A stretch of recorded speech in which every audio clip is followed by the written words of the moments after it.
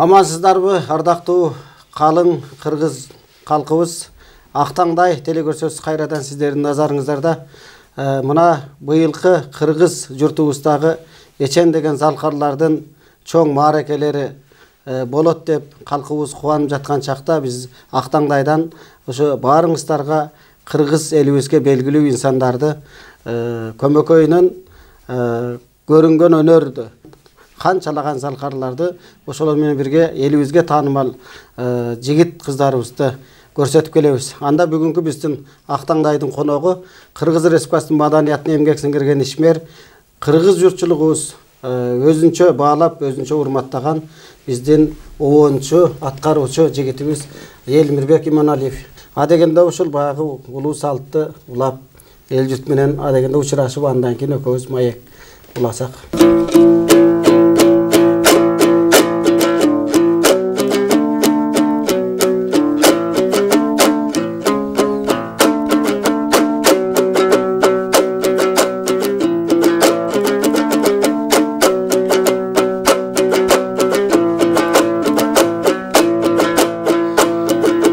Amandык сурайм жалпыңаны, эфирден көрүп олтурган эзелки кыргыз калкыман.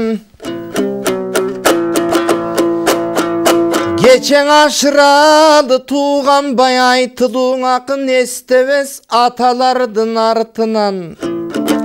Акындык улуу насил бара балкылардын наркынан.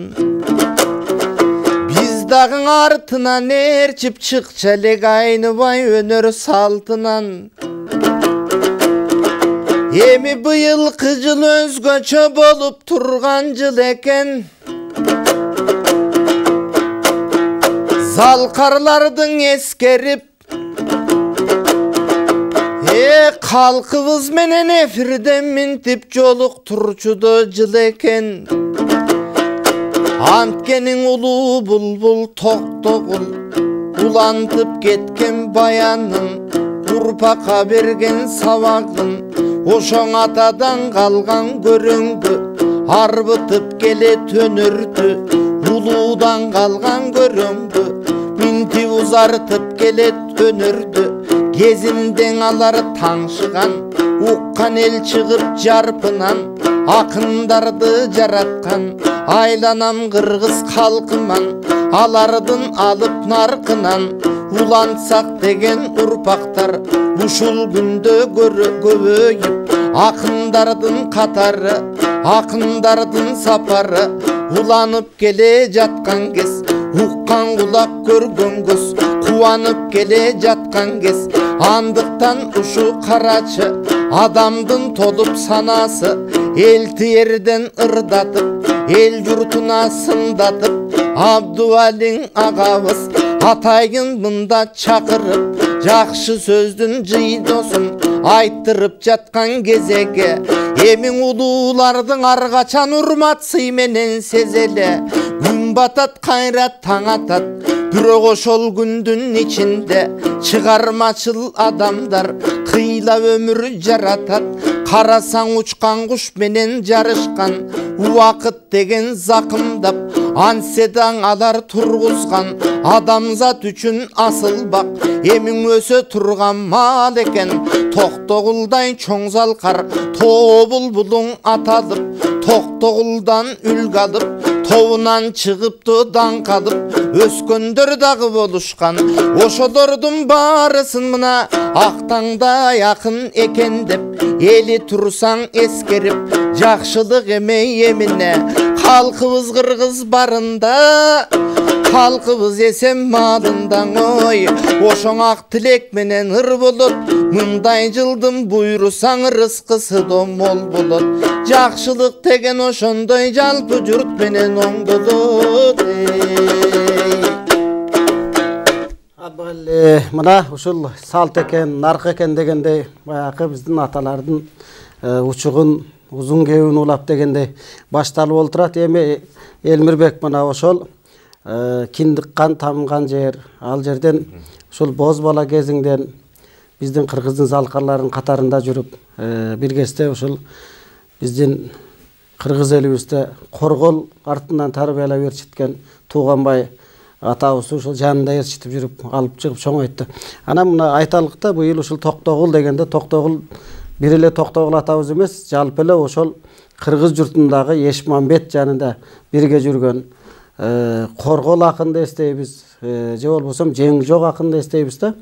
Эми ошол Токтогул жылында Токомдун далай эле ушул экинчи өмүрүнүн бир өзү жаштыгы, андан басып өткөн жолу деле кыйынчылыкта өттү.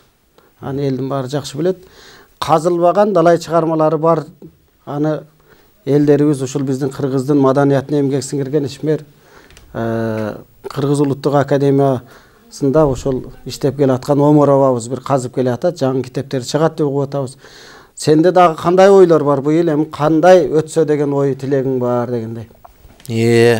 Негизи туура айтып атасыз. Улуу акынды эскерип гана тим болбостон, ошол эле учурда ал кишинин өлбөс өчпөс калтырып кеткен маданий мурастары да. Башкача айтканда экинчи өмүрү деп туура айтып атасыз. Бул кишилердин экинчи өмүрү абдан узак болоруна бүтүндөй жумурай журт ишенет.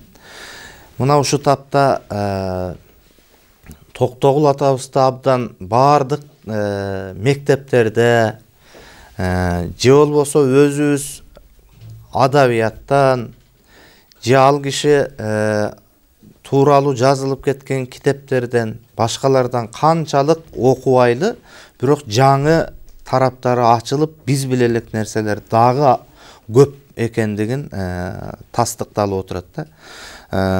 Анткени Токтогул атабыздын өмүр жолун бир мезгилде өзүнүн бир мезгилдик шартка, заманга жараша кайсыл өңүттө карап жүргөн аны көпчүлүк билет. Ал эми жөн гана башкасын коюп чыгармаларын дагы да болсо толук жеткизип, толук казып олтурсаң дегеле бир кенен ааламга жолукчудайсың. Айрыкча Токтогул жөнүндө сөз болгондо ал кишинин көп кырдуу талант экенин устаттарыбыз айтат эле.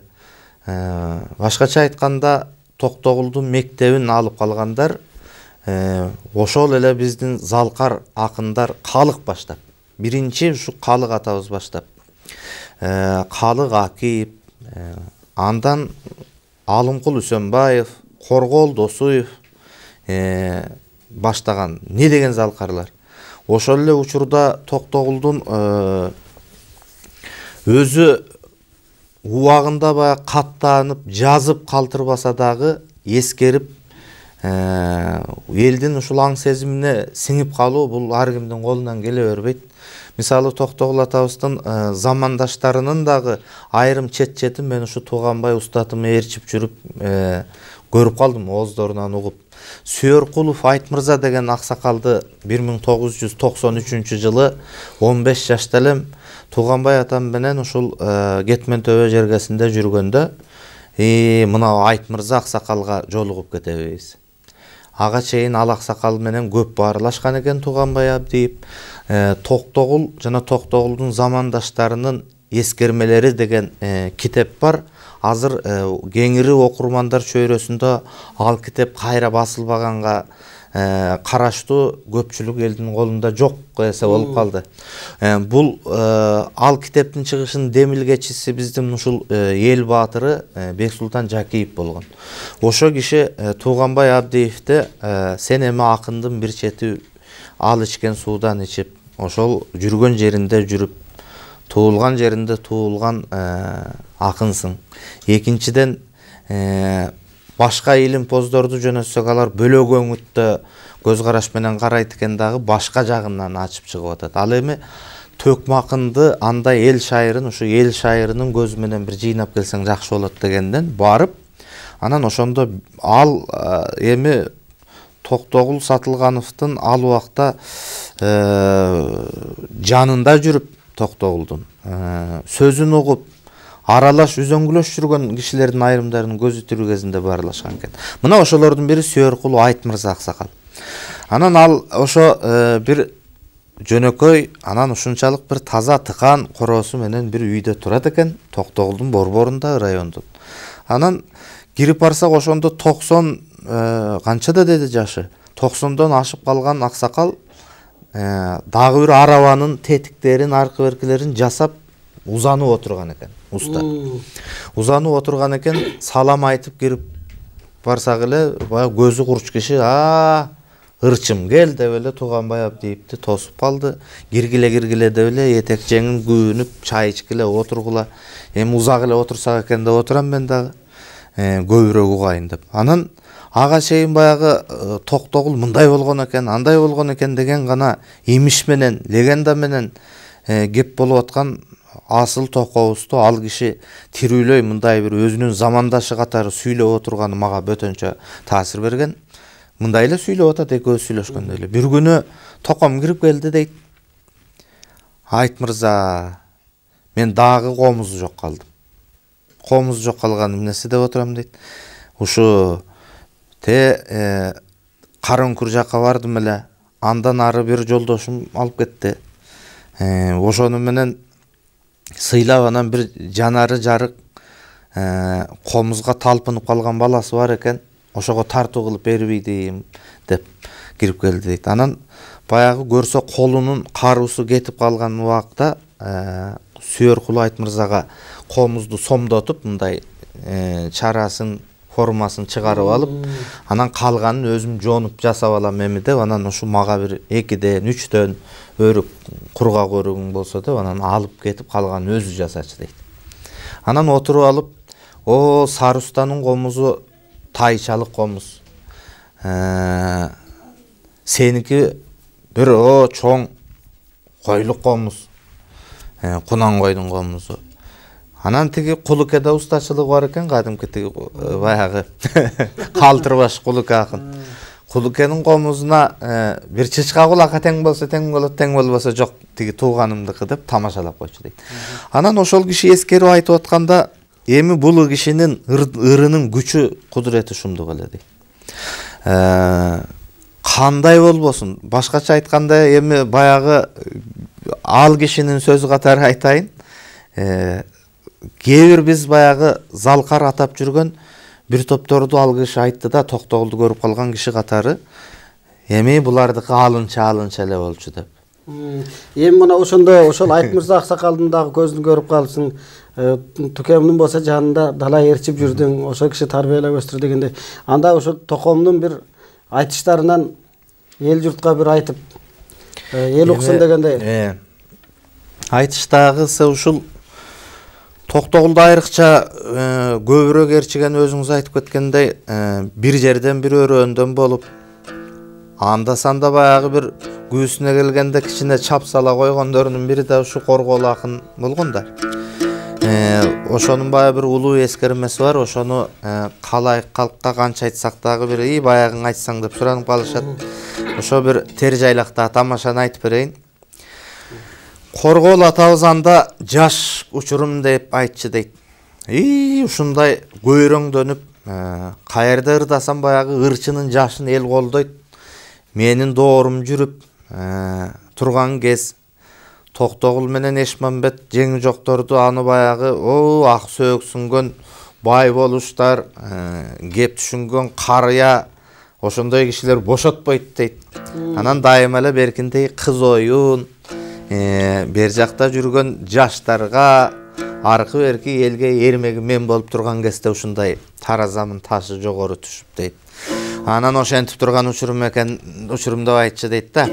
Ал тургай көйрөң элем кадимки эле жанагы атыластан көйнөк шым кулпуртуп, кызыл ала кылып тиктирип алып, кийип, ушундай ырдап жүрүп. Аны түшүнбөптүрмүн, кийинчерээк. Токтогул тикирип кийдирген. Кийинчерээк билсем аны тиги Анжан тарапта кыздар, келиндер кийет экен. Ошодон кийин чечкем деп айтчы дейт. Ошентип кулпуруп турган кезинде. Анан ошондо Тер жайлак деген чоң жайлоодо Ырайымбек атактуу Райымбек Датканын ашы болуптур. Анан ал кезде күн мурун барып, бир 7-8 күн илгери барып алып, эл ушундай өргүтүп сыйлайбыз деп, өзүнүн өргөсүн тектирип, бийлер, эл башылар ушундай болуп турчу экен. Анан ар бир баягы өрөөндөн келген болуштар өздөрүнүн бир мыкты шайырын кошуп алып, жада калса этти мыкты туураган жигиттеринен бери ушундай бир жанында коштоп алып жүрчү экен. Анан кулпуруп агырдап турган кезинде Керимбай манапты, кадимки Керимбайды бир топко чейин ушундай бир мактап ырдап атам дейт. Сендей болуш, сендей манап жок деп. Анан баягы ошол жерден ырымды бүткөн кезде эле айтты деп айтчу дейт. Эй, жаманит эшикке үйүр деген макал бар. Кетмен-төн ырчылары бизди мактаган эмне? Биз мына конок тосуп атабыз. Сырттан келген небир укмуш бийлер олтурат. Ошолорду барып бир мактап ырдабайсыңбы деп ыңгыранды дейт. Анан обочорок тигилген ак боз үйдү көрдүңбү? Ошо жерде нарындан келген Осеке деген бий олтурат. Өзү 65 жашка келип калды. Кашымкан деген зайыбы бар, сулуу, ал 16 эле жашта. Мына мактасаң ошону макта деп кичине маалымат берип кетип. Бийдин аялы жаш болсо ал үйүнөн каяка чыкмак дейсиң деп, анан акырын бастырып жөнөп, баягы Керимбай көргөзгөн өргөгө жакын калганда комузумду күүлөп кыңгыратып үн чыгарып атсам эле бир жаш кыз эшикти карай чуркап чыгып эле кайра мени көрүп качып кирип кетти дечи дейт. Көрсө жана 16 жаштагы Кашымкан деген зайыбы ошол экен. Анан тилим кычышып эле эшиктен баягы ырдап кое бердим деп айтчу.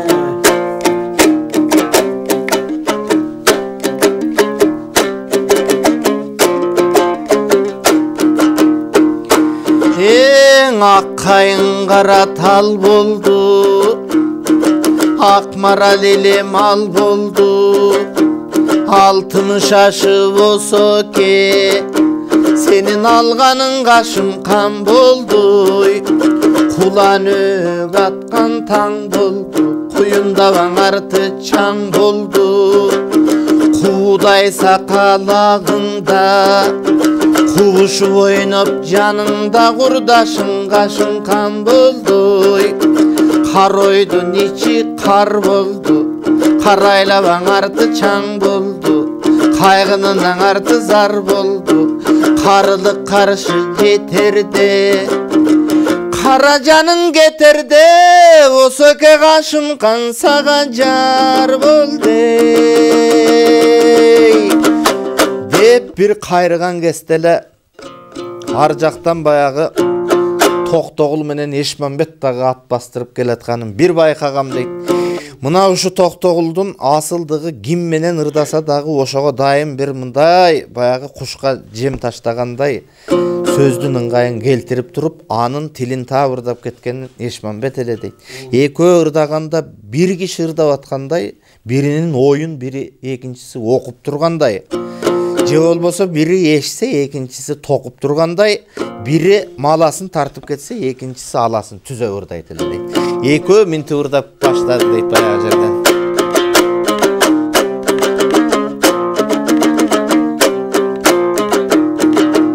Токтогул ырдап атат дейт. Алам деп жемин жайланган, Осекең ак шуңкар көктөң айланган. Аргасыздын айынан Кашымкан ак кептерге бутуп айланган. Десең Эшмамбет көргөн бир жемин жайланган, Осеке көк шуңкар көктөң айланган.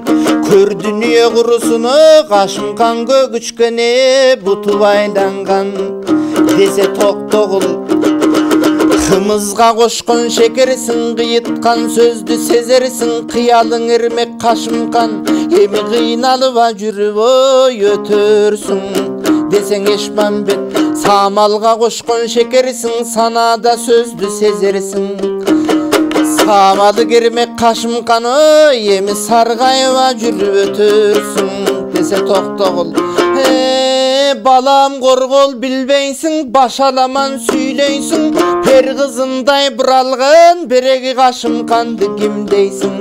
Десең Эшмамбет Келиним коргул билбейсиң, анан илбериңки сүйдөйсүң. Илбесинде бір алған, сен илгашым канды кимдейсиң.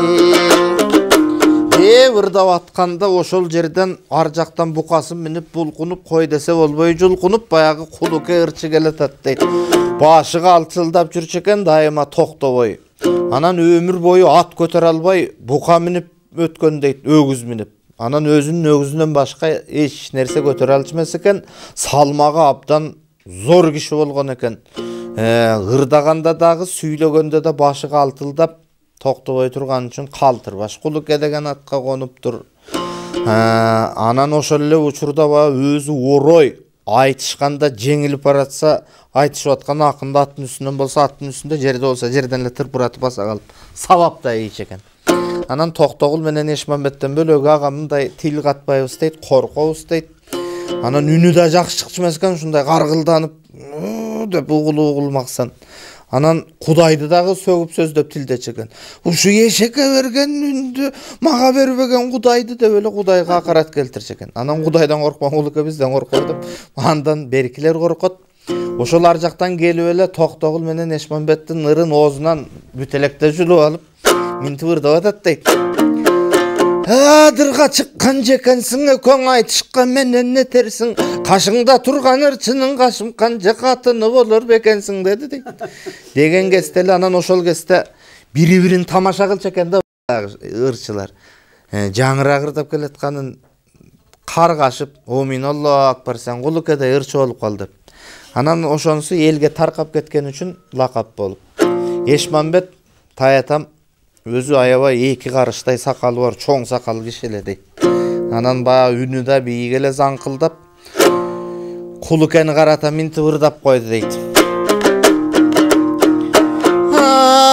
Ел оозундан айтылып, макал болдуң Кулукең, эскиси жетип жыртылган чапан болдуң Кулуке, эктеги кыркылган сакал болдуң Кулуке дегенде эле сөзүн оозунан жулуп алып Кулуке, эл оозунда айтылган макалыңды урайын, эгиңдеги 2 бооз сакалыңды урайын, эткел айыбы баштанган өзүңдү урдум Эшмамбет, эгиңдеги 2 бооз чөбүңдү урдум Эшмамбет деп эле баягы жерден аны токтотту дейт. Анан Токтогул, ай Кулуке, алда кыр болбойт, жамакты дагы кичине сый сыпаты менен ырдабайсыңбы деп кагып койсо, Токтогул атабыз баягы айдоодон келгенине анча жыл өтүп кетелек учур эле дейт. Анды токоңду көздөй минтип опурулуп кирди дейт. Сен эмне сөзүм укпайсың, Эшмамбет жака ыктайсың. Биртке бүткөн жаның бар, бир муштумдан чыкпайсың. Ачуум менен бир койсом 6 күн кечке уктайсың. Сен 9 жыл шыбыр айдалып, тоомо шүгүр дегенсиң. 9 күн ачка калганда доңуздун этин жегенсиң. 6 жылың айдалып, Аллама шүгүр дегенсиң. 6 күн ачка калганда айунун этин жегенсиң. 2 жылы жол жүрбөгөмө шүгүр дегенсиң. 2 күн ачка калганда ким билет, эшектин да этин жегенсиң. Акшыбакты токту жейт, айткан токоң бокту жейт деп аны токтотту дейт. Анан эми будан бизге ыр жок экен деп Кетментөбүн ырчылары бирибиз менен бирибиз ошентип айтышып, Осакенин боз үйүн тегеректеп эл толуп кеткен дейт. Ал учурда элдин эрмеги ошол шайырлар, эл акындары болгондуктан ошолор кайсы тарапта жүрсө додо болуп эле эл артынан ээрчип жүрчү дейт. Анан эми бир топалоң болуп кеткендей болуп калды дейт. Анан баягы жерден алыстан эле бир кара кашка ат минген, башына суусар тебетей кийген бирөө келатат дейт. Мырза жүрүш менен келатат дейт. Ошол баягы мырза жүрүш деп койчу экен. Аттын тизгинин 1-2 билегине чалы оронуп кыскараак тартып бастырчу экен. Ат баш анда санда кое бер. Анан баягы аттын тизгине кыска тартылган кезде башын көтөрүп аттын чакчаңдап басат. Минтип манаптар мырзалар жүрөт экен. Анан ошентип эле бирөө келатат дейт. Эл дагы мындай салам берип, улуу кичүү урмат кылып жол ачып аткандай дейт. Анан Коргол атабыз айтчу экен, болду болбоду бул байзак болуш. Өзү залим, катуу кыялы, ушундай кишиде укчу элек байзакты. Ошол окшойт. Бул боз үйдүн эме Осекенин боз үйүн эмнеге тополоң кылып бийдин коноктун ушинтип турасыңар деп көгөнгө байлатып сабатып ийбесин деп мен коркуу ат тушамыш болуп калдым дечи дейт. Токтогул жеринен өзү мындай тайманбастыгы бар эле дейт. Башы бышып калган киши айдоону башканы көрүп ал тике карап ушундай турушат дейт Эшмамбет эке. Анан баягы байзак болуш дегенибиз аттын үстүнөн минтип ырдап келатат дейт.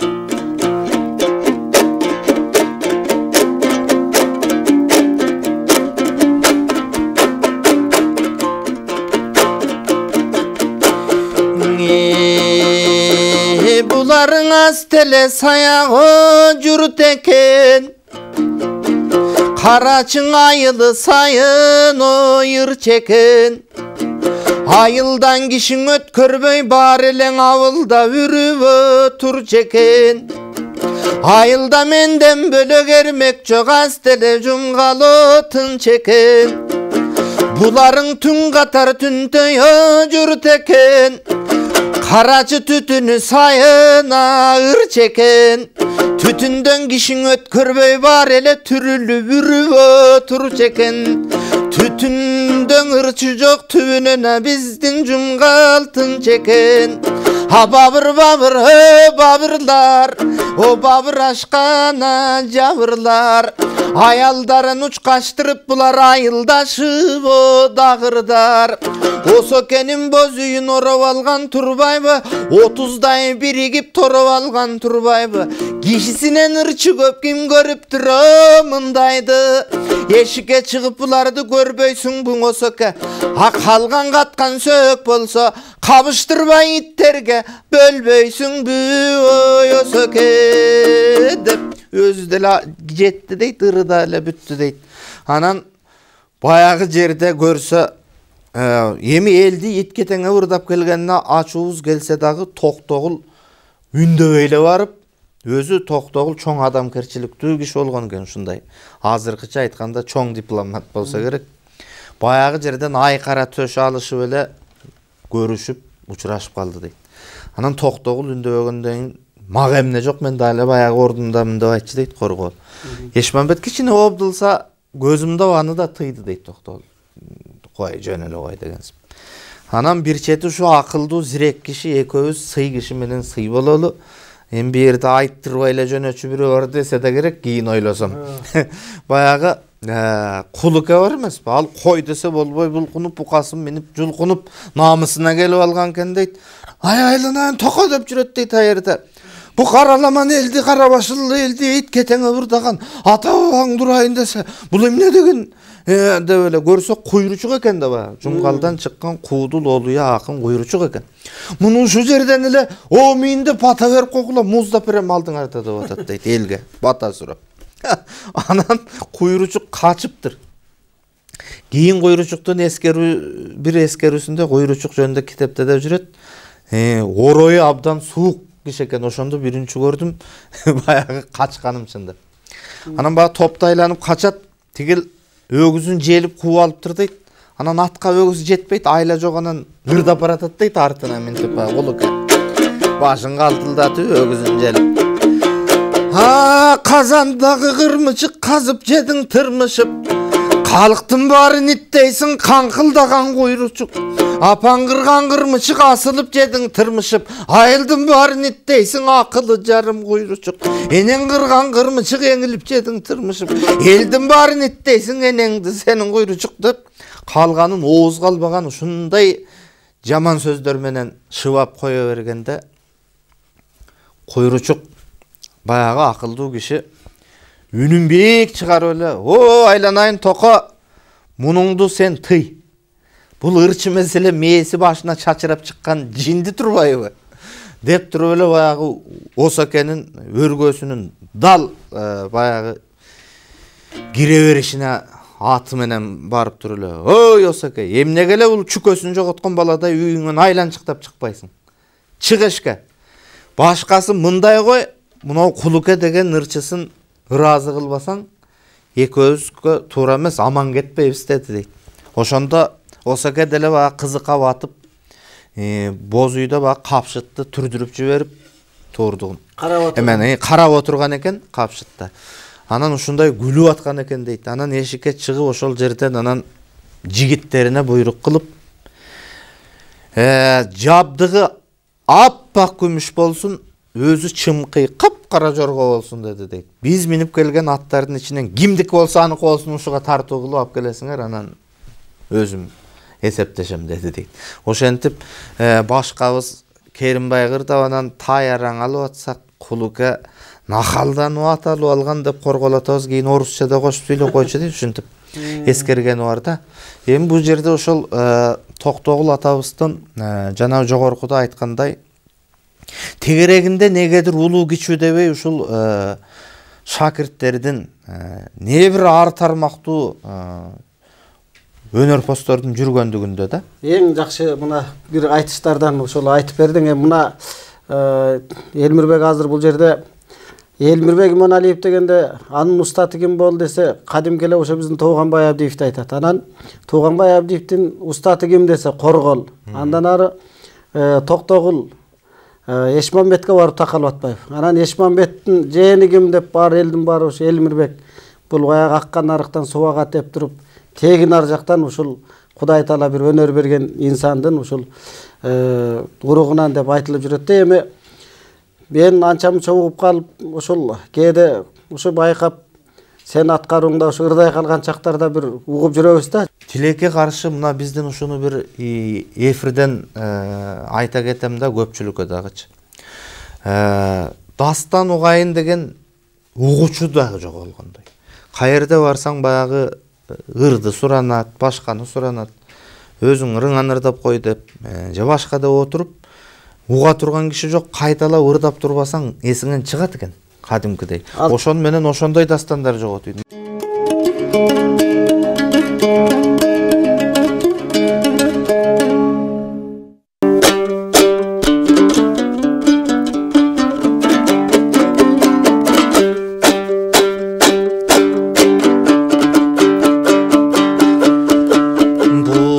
Бул дүйнөдөн бекерсиң, bir günün ötüp getersin. Oposu joga düynönün tübüne kiminge jetersin. Gelerinden dünya gebelbes elden mülküsün. Geterinden dünya gerüden kaçkan tülküsün. Gelerinden dünya ot jakpay orgu kaynaysın. Gün tigende jarkırap gülü bağı jaynaysın. Geterinden dünya kayrılıp karaba koyboğun. Kara bir başından oyduğun kayrımı çok paydaysın.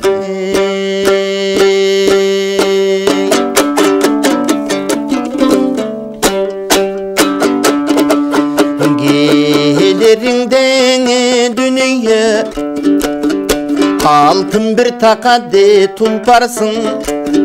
Geterinden dünya артынан кууса да жеткирбес. Айланып учкан шуңкарсың. Келериңден дүнүйө алтындан туткада түркүксүң. Кетериңден дүнүйө туурунан качкан бүркүтсүң.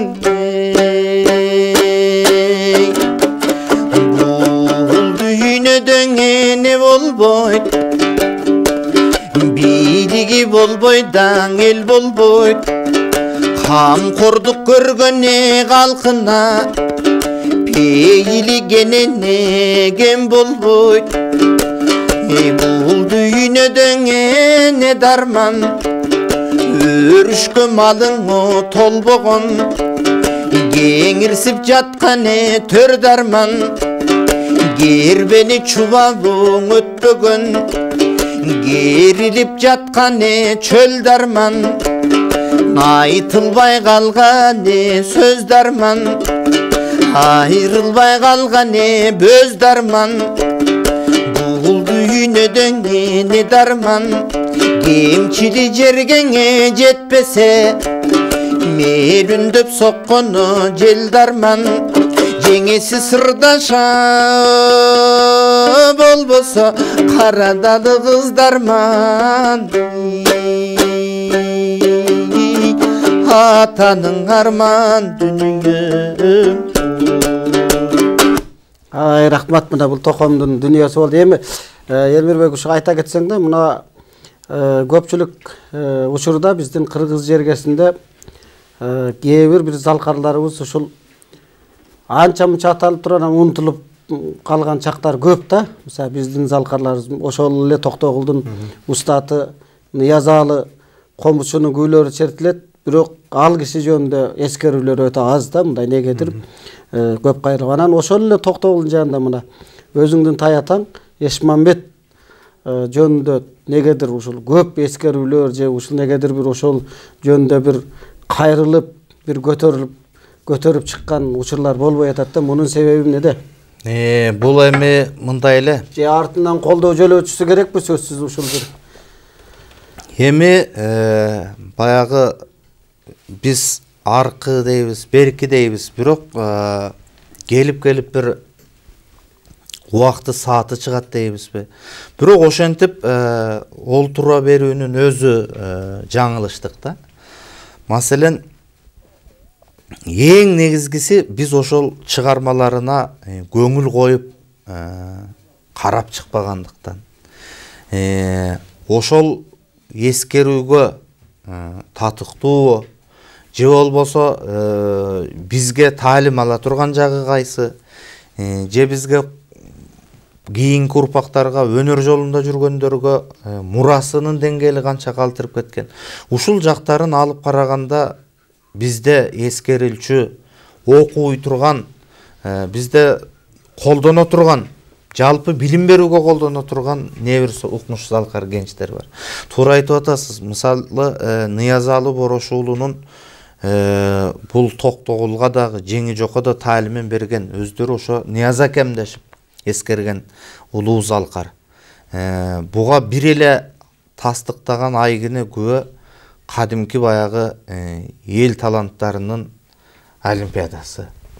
Ошол мезгилде эл аралык музыка изилдөөчүлөр, Виноградов, Затаевичтер, мына ошолордун учурунда борбордо чогулат эмеспи? Ооба. Барпы, Каллык, Ниязалы, ой, небир укмуштардын баары. 36-жылы өткөн, 36-жыл, 1936-жыл. Ошондо баш байгени азыркыча гран-прини алып кеткен Ниязалы болгон.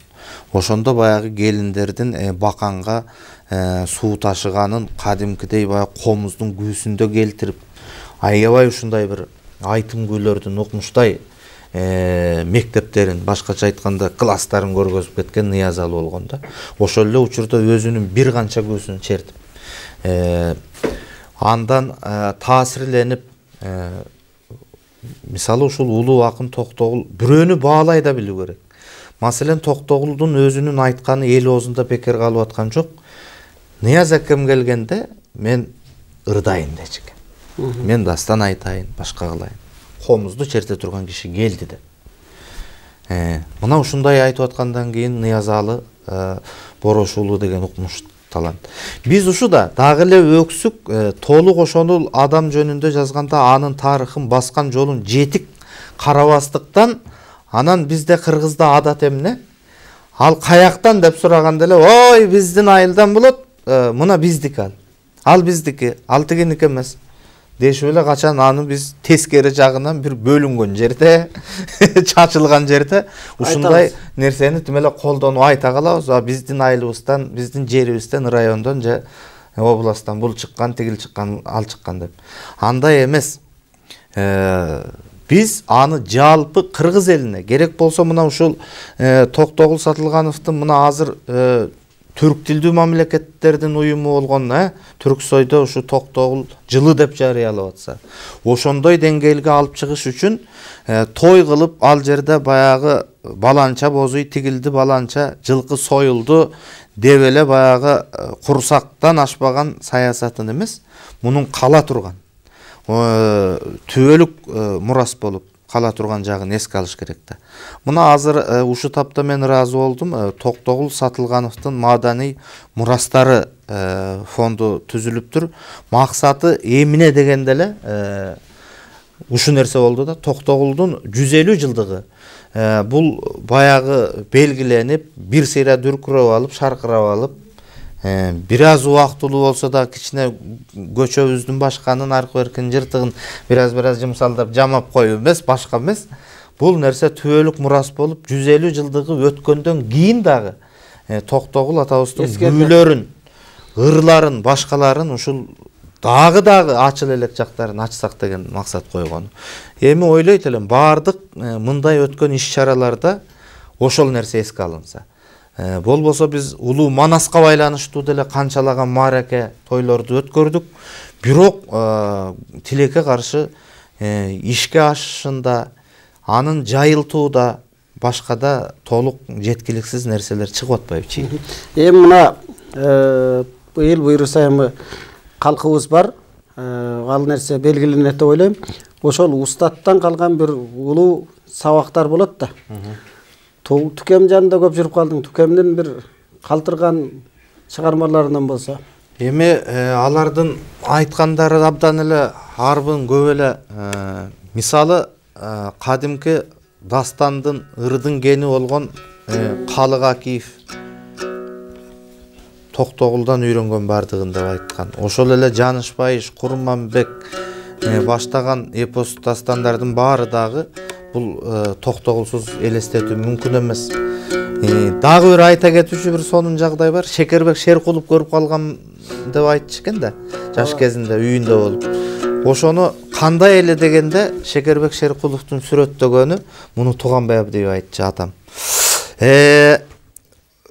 Шеке Токтогулду көрүп калдыңыз, эми эсиңизде жакшы эле калды да. Ушу бир жакындатып сүрөттөп айтып бериңизчи. Биз көрбөй калдык, укпай калдык, укмуш эле дейт аттың дегенде. Менин көргөнүм азыр эми кимге окшоштурсам экен деп отуруп. Ушу менин заманымда ырын ушундай ырдап ийгенин көрө элекмин. Мүмкүн Осмонкулдай төгөт, Осмонкул ошо Токтогулдай төгө берет деп. Үнү атайдыкындай дейт, атайдыкы окшоп кетет ушу Токтогулга. Комуз чертиши баланчада ушундай бир чоң залкарларга сүрөттөп айтып атканына караганда, эми эмне деген нерсе аны калган элестетсе болот да.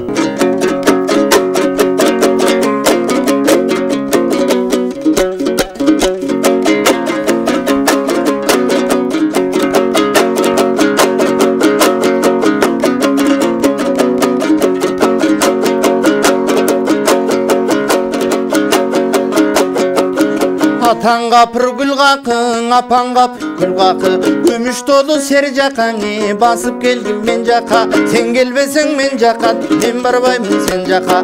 Аттал какың бир Алла, аспырайын жаралла. Ла илаха иллалла, Мухаммад Расулалла. Аллах, Аллах. Өтүгүңдүн алың асыл таштан гүл какым, өзүң жаралгандайсың асыл заттан гүл какым. Келме келтир тилиңе, киресиң гүл какым, мусулмандын динине атырсамын арака, жуунгансың гүл какым. Атаң капыр коң тажыңе туулгансың гүл какым. Аттал какым бир Алла, аспырайыл яралла. Ла илаха иллалла, Мухаммад Расулалла. Аллах, Аллах.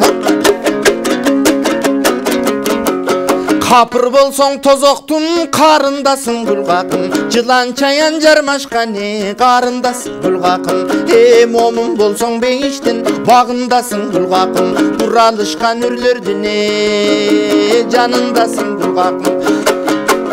Тö айдадым гүл какым, жылаң айдакчыдан баш тö кайтардым гүл какым. Жөңүнгө жеткенче жылаң айдак жылаң башта жö кайтар гүл какым. Аттал какым бир Алла, аспырайын жаралла. Ла илаха иллалла, Мухаммад Расулалла. Аллах, Аллах. Чоң рахмат. Мына эми ушул Туганбай устаттан ошо үйрөнгөн жакшы чыгарма менен ушул бүгүн көрсөтүү деле соңуна келип калды. Мына Актаңдай телекөрсөтүүнүн бүгүнкү коногу Кыргыз Республикасынын маданиятына эмгек сиңирген ишмер, төкмө акын, обончу Элмирбек Имоналиев болду.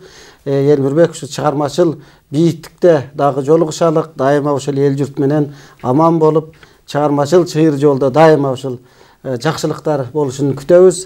Кадырлуу телекөрөрмандар, ушуну менен Актаңдай телекөрсөтүү соңуна чыкты. Саламатта калыңыздар.